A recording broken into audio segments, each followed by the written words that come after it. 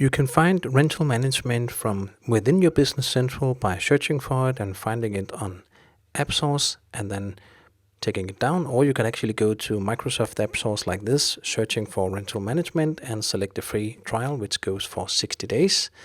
And then you can install it as an extension in your Business Central.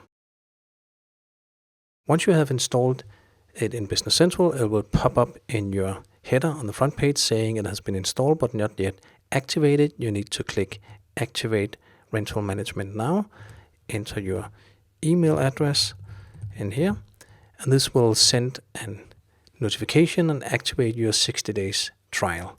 So while it's verifying your license, it's because it's calling to the web, entering your trial. Now you're done. Now you just need to do the minimum required setup to be able to start using it.